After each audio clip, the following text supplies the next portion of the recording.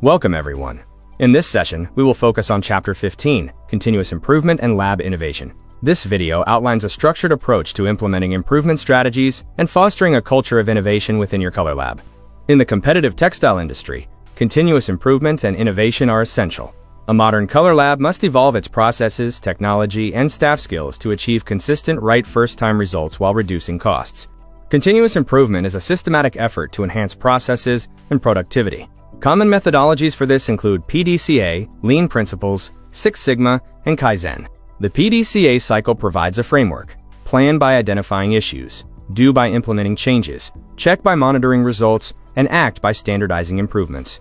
Key areas for improvement in the lab include optimizing processes, ensuring cost efficiency, maximizing technology utilization, and investing in continuous staff skill development. Lean thinking focuses on eliminating waste. By addressing overproduction, unnecessary waiting, errors, and excess inventory, you can significantly improve lab process flow. In this Lean case study, implementing a color ticket approval system helped reduce duplicate lab dips by 30% in just 3 months.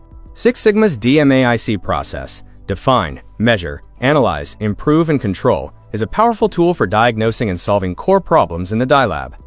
Innovation drives competitiveness. Key focus areas include lab automation, digital shade management, sustainable practices, and the use of data analytics for predictive optimization.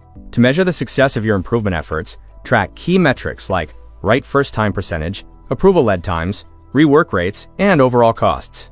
Building a culture of improvement requires encouraging feedback, conducting regular review meetings, celebrating small wins, and appointing champions to lead projects. Utilize practical tools like a process improvement log, a training tracker, and trend charts to document progress and maintain transparency across the team. This example project shows how applying structured problem solving and technical training successfully improved right first-time results to 93%. In summary, continuous improvement is an ongoing process.